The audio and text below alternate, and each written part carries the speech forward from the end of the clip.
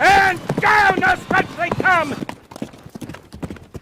Hey guys, welcome back to Down the Stretch for another episode of replay and review of my selections. This was for Saturday, the 31st of May, and let's see what I got right and what I got wrong. Okay, let's get right into it. Okay, so the first race, my top four selections. Chief Dissident was first, Global Machine finished 7th, Military Light was 3rd, and Golden Lawyer, who was my top selection in the race, finished 6th. My outsider to watch was Never, who finished 2nd. Now let's have a look at the replay. They're off for the first. An almost perfect start as they bunch up going down the far side. Never shows speed, so too a Global Machine. And Global Machine now goes on to get that lead, being chased by Never the Grey as they pass the 5. Just 2 lengths separates those. Ruby's Light, Golden Lawyer, they team up in behind and run in close proximity of each other. Further 2 lengths back to Chief Dissident. A Bomb Night, now the rider asking for this one to explode as they go flashing past the half-mile marker. Seaplane beginning to make ground on their outside. Himaya is fading back in behind Horses, and the last of all, it is a Military Light as they charge away, leaving the 3 and make their way toward the 5/16th. 3 horses in a group up front. Global Machine on the rail just with that lead, Never looking for room in between them. Racing out wide in the blue silks and asked to come on the outside. That is Golden Lawyer, but they run past the final 3/16th, and now Golden Lawyer points. Watch Chief Dissident in the yellow down against the rail now kicking in, and Chief Dissident now grabs the lead with a furlong to run. Can they get back to this Chief Dissident under the right-hand stick? Being chased all the while by Never in second, but the gap is 2 or more lengths, and Chief Dissident will hold it to the line. Chief Dissident and the champion jockey Radish Roman romp the first by maybe 3.5 lengths. Never is second. Military Light is third. Seaplane is fourth. Himaya looks to be fifth. The second race, I thought this was just a 2-horse race. Thought Sunny T and Chippy with Radish Roman looked the obvious horse, going to be one of the speed horses, but I knew Money Miser coming to Caymanas for the first time was going to put in a hell of a run, but I was leaning towards jockeys in this race, so I leant more towards Sunny T and Chippy, but still end up first and third in the second race. Let's go and watch the replay. Starter Timol is ready, and we're ready for a start. They're off and racing. Out wide, that Stormer Come goes into an early lead. So it's Stormer Come, Ronnie Bangala, rushing up on the inside rail. Gilbert watches them in a third. Just behind them, Sunny T and Chippy, pulling hard on this rail. So they make their way coming to the 6 furlong point, and it is Stormer Come. Sunny T and Chippy now goes to Rani Bangala right against the rail, tracking them in fourth, and coming up on the rail, that's Money Miser. Another 2 lengths before we come to Gilbert backing out, and Burn Notice racing at the back of the field. They pass the 5 and head towards the 4, and it is Sunny T and Chippy bouncing easily on a 2-length lead. Rani Bangala racing in the second, right against the rail and coming on. That is Money Miser. Then comes Stormer Come, looks to be backing out. Gilbert and Burn Notice has caught that one. They head towards the 3, and it is Sunny T and Chippy still on a 2-length lead. From going down into second, that's Money Miser. Rani Bangala is still there in third, about 3 lengths before we come to Burn Notice. Another 2 to Gilbert, and still racing at the back of the field. That is a Stormer Come there at the top of the lane. Sunny T and Chippy still in front, but right against the rail and coming on. That's Money Miser. Out wide, that's Rani Bangala running a big one. And now these two has color the leader right on the inside. That's Money Miser. Sunny T and Chippy still there. Rani Bangala is also in the fight. These 3 fighting for it, but it's on the inside. Money Miser, Rani Bangala, Money Miser, Rani Bangala, Money Miser hanging on from Rani Bangala. Money Miser beats Rani Bangala. Back into third, that's Sunny T and Chippy. Then comes Burn Notice, Gilbert, and Stormer Come. Okay, the third, this is the first race, didn't pick the winner. I left Cherry Blossoms. I didn't like the race, to be honest, and I said it before the tips that this is a race I probably use all horses if I buy an exotic, like a pick 6er, so I'd use everybody, because most of these horses have them problems. So I only boiled it down to 2 horses, Alkebadan and Lucky Papa. Alkebadan was third, Lucky Papa was second. My outsider to watch was Bold Shadow. Took no part as usual. didn't come out of the gate, so I will never be picking this horse again until I see him jump out of the starting gate. And another thing to point out, watching this replay, Roman needs to stop easing his horses down before he reaches the finish line, because he would have run second with Alkebulan if he did not ease his horse down at the finish and ended up finishing in third by a nose. Paco Lopez recently did that the other day and was suspended. He was second and eased his mount down and got caught in the line for the second spot and finished third, and he got suspended and a fine, and that's why he was not able to come and ride Commandant in the Mute Mile. So the local young jocks, they need to pay attention, come to the line. You still can run the second.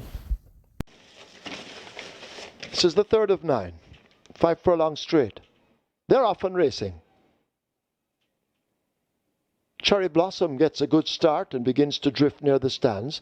Lady Indiana racing near the stands in behind Cherry Blossom. On the far side in the orange with the blue seals, that's Alki Bolan. These are the main ones at the moment as Cherry Blossom continues to hold a good-looking lead. Alki Bolan chasing on the far side. Lady Indiana is behind horses and racing near the stand fence. Lucky Papa more toward the center and now asked to get going, but Cherry Blossom continues to fend them off. Cherry Blossom now getting cracks at that left-hand stick and drifting all over the place. On the far side, that's Alkebulan. A Lucky Papa just in behind them. These are the 3 main contenders. The rest all left for dead as they charge away now, passing the final furlong. It is Cherry Blossom out in front under Richie Shakes, putting the stick to Cherry Blossom. Alkebulan continues to try hard to get to that leader, but Cherry Blossom is in full flight. They won't catch Cherry Blossom. Cherry Blossom wins by maybe 5. Close. Lucky Papa nearest to us. Alkebulan on the far side. Also close could be Lady Indiana back and forth. The third race, a more true to form run race. My top 4 selections in this race was Main Mistress was first, Smart Trick finished 7th, King's Crown was 3rd, and Justin Big Time was 2nd. So I had 1, 2, 3 there. But my horse that I really wanted to win this race was Radish Roman ridden King's Crown. But Main Mistress turning a stellar performance, and she looks like she's coming back to her best. So let's see if she'll improve off of this run. They're off and racing. A perfect line. As just at the back of the field, that's Sonogram and Battle Angel. Smart Trick wants that lead. Also wanting the lead, that is King's Crown. Just on the outside, that's Justin Big Time. Just behind them, that is Main Mistress, about 3 or 4 lengths before we come to Sonogram and Battle Angel traveling together, racing at the back. That's Blood Moon. They pass the 4 and head towards the 3, and it is Smart Trick and King's Crown. Lock up on that lead. They're about 1.5 lengths in front of Justin Big Time. Another 1.5 lengths to Main Mistress. Another 7 or 8 lengths before we come to Battle Angel, Sonogram, and racing at the back of the field and hopelessly out of it, that's Blood Moon. They come thundering at the top of the lane, 2 furlongs to the money, and it is a war up front. On the outside, Main Mistress has now grabbed a hold of the lead. On the outside, Justin Big Time. It's Main Mistress in front, coming to the furlong pole. Justin Big Time trying to get to Main Mistress, who is traveling powerfully as they come inside the final half of furlong. It's Main Mistress in front. Justin Big Time still chasing. Left back into third. That's King's Crown, but too good for these. Main Mistress sprinting off by maybe 6 lengths. Justin Big Time is second, then comes King's Crown. Blood Moon runs on to be 4th. The 5th race was kind of a disappointing race for me because I didn't really dig deep in this race because it's not a race that I planned on buying in. And I think I kind of, limped this race, just going through it. And after the race, I went back and did the post-mortem. And I realized if I was going to use Little Groovy Thing, I have to use Sir Ganga Jamuna, because the last time they met, Little Groovy Thing was carrying 51 kilos. Sir Ganga Jamuna was carrying 53 kilos. She only beat him by a head. And now she's up 4 kilos and he's at the same weight. And I left him. I don't know how that made that happen to me. And he got 7-1. But it wouldn't be a race that I would buy anyway. It wouldn't be a gamble race for me. But I should not have left this horse off my tips. Because as you can see, my tips were the 4 Last Dance finished 4th. John P, my outsider to watch, was 8th. Little Groovy Thing 3rd and Musa 2nd. But I should not have left Sir Ganga Jamuna off the last run with Little Groovy Thing. Because at the handicaps, he definitely should run in front of Little Groovy Thing. So that's bad on my part. But just these races, sometimes I just don't want to really go in it too deep. But pays to pay attention. Let's watch the replay. And now they're off. Another good start. So Ganga Jamuna gets away quickly to occupy pole position. Chased by Air of Fire, Storm Valley, the gifted one, overtaking along with John P. and Little Grovey Thing as Storm Valley drops back in behind horses as they arrive at the half mile. Muzo making good progress on the outside, also overtaking Storm Valley. Traditional Boy races up next, then Last Dance and Dancing in the Breeze in a walk at the back. They head passing the final 3 furlongs. Air of Fire near the rail has it. So Ganga Jamuna just 3/4 of a length down as they're about to arrive at the 5/16th. John P. in the red silks out wide. Muzo is the one racing near the rail. The gifted one in with a chance as well. They're spreading out across the track as they're inside now the final quarter. It is Air of Fire down against the rail. Sir Ganga Jamuna now applying the pressure. These two going at it up front. Muzo just in behind them, looking for somewhere to go. The gifted one is further back along with Little Grovey Thing, but Sir Ganga Jamuna now hits the front. Inside the final 16th, it is Sir Ganga Jamuna beginning to come away under Eric Houghton. They won't stop Sir Ganga Jamuna. Sir Ganga Jamuna, a comfortable victory by 5 or more. Muzo is second. Little Grovey Thing is third. Last Dance is fourth. Air of Fire is fifth. Okay, the 6th race, this was my race now. This is the race that I definitely liked. If I was going to buy, I would have bought. I didn't buy any race yesterday, but if I was, I would have gotten through here. I'd have caught the exacta and the trifecta and the win.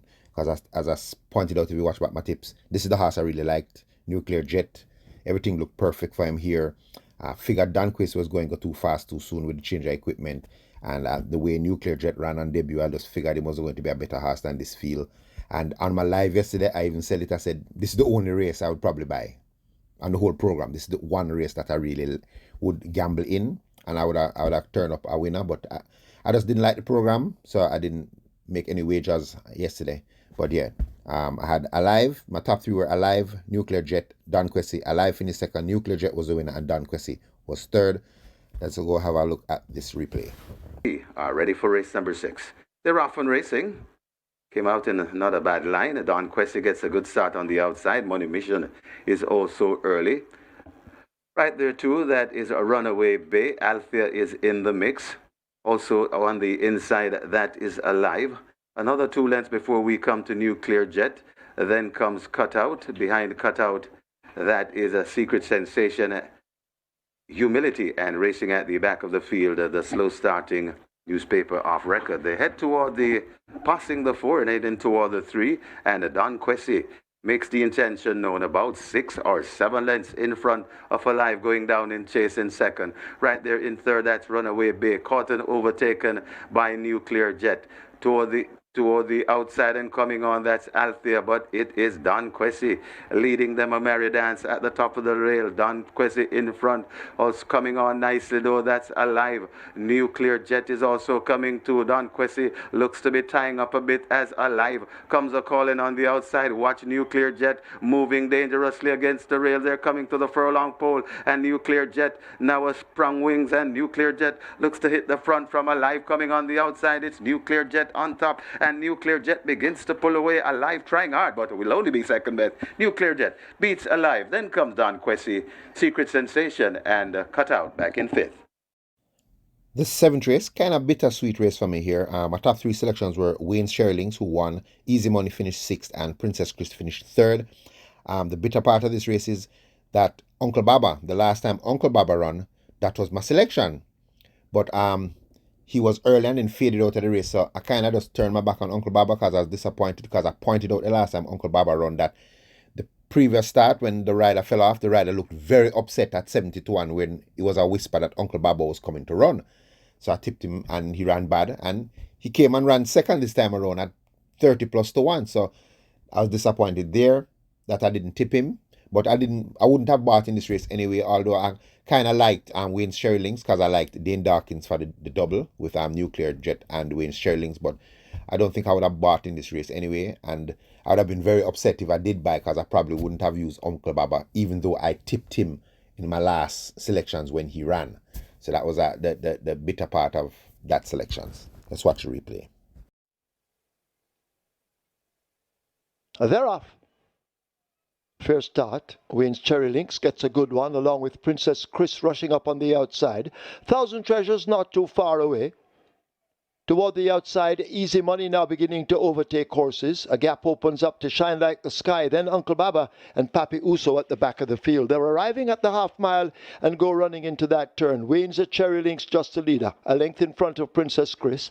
Easy Money now tracks them and begins to make progress as they slip past the three. A gap opens up to Thousand Treasures. A further gap to Shine Like the Sky. Then Uncle Baba and Papi Uso remains firmly planted at the back as the leader will come thundering into the top of the lane. Wayne's a Cherry Links out in front. Toward the outside, that is Princess Chris asked to make ground. Easy Money as they charge down toward the final furlong. Thousand Treasures is seen making ground against the rail, but can they catch this? Wayne's a Cherry Links inside the final furlong in control. Wayne's a Cherry Links running away from the field. A 16th to catch. Wayne's Cherry Links and devastating Dane Dawkins is hunting a second, and he'll get it. Wayne's Cherry Links eased down in the end. They're looking at brake lights. Uncle Baba is second. Princess Chris third. Thousand Treasures is fourth. The eighth race, the feature race, the Harlequin Cup, kind of races that I really love to work out because they're more true to farm run race because they're grade 2 or grade 1 races. I like these races. I was dead on here. My top selections were Desert of Malibu, who was a non-runner, Legacy Isle, who was first, Mahogany, who was third, and Champion Bubbler was second. If I was gambling in the race, I'd probably have bought Legacy Isle Mahogany because I know Mahogany was the back class horse, so I'd probably have given him the edge for second, and Champion Bubbler is the improving horse. But I probably still would have caught the trifecta because Legacy Isle was, once Desert of Malibu was scratched, it was obvious, in my opinion, that Legacy Isle, as I pointed out on his last start, he managed to change his lead leg, which I thought was a great thing because I've never seen this horse change his lead leg, and I know once he changes his lead leg, he's going to be a different animal.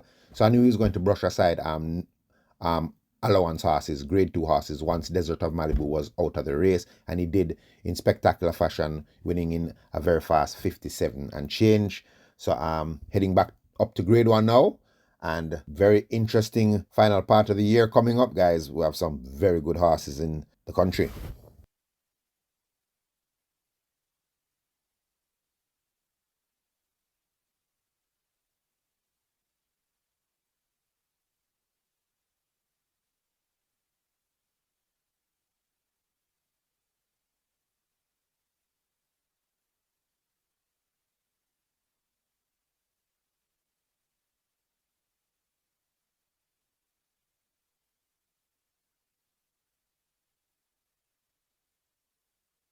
Delicious with the speed holds that lead. Legacy Isle is in the center now, beginning to get going as they're inside the last quarter. It is a Bootylicious hanging on to that lead. Legacy Isle now putting in a punch in the center, and the Legacy Isle now comes through to get that lead from Bootylicious. Champion Bubbler begins a late run. Mahogany is more toward the far side, but it's the big horse, a Legacy Isle, out in front and traveling strongly inside the final yardage. It's all over. Legacy Isle and Radish Roman win the Harlequin Cup from Champion Bubbler, Mahogany, and Is That a Fact?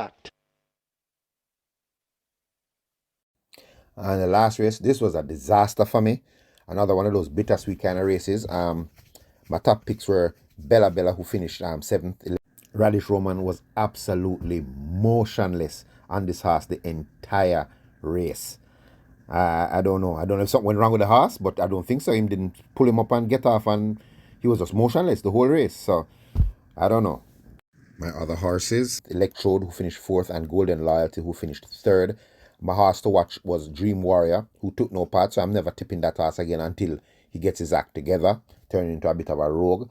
But the bitter part of it is I've picked Princess Aquila so many times, and she's just not firing. But when you say Anthony News have a horse and keep it at this level and not put it in a claiming race, watch out, he's planning for a race with this. And recently I tipped Miss Linton twice, and she did not perform, and now she comes and fires and runs second at 32-1. So a bittersweet ending to the card for me, because 2 horses that I picked in recent times ran 1-2 and I didn't use them at all. The horse I really thought would have won the race finished 3rd, which was Golden Loyalty. But that's part of the game.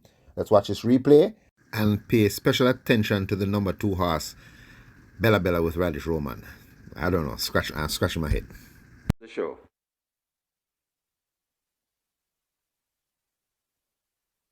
They're off and racing. Ooh, Dream Warrior spinning around and getting rid of the rider, so that one is out of the race. Toots over on the far side, showing good dash, along with Bella Bella right in the middle. That is a Grey Commander, closest to us, Electrode, chanting the course along with Princess Aquila, right against the rail. That's Miss Linton.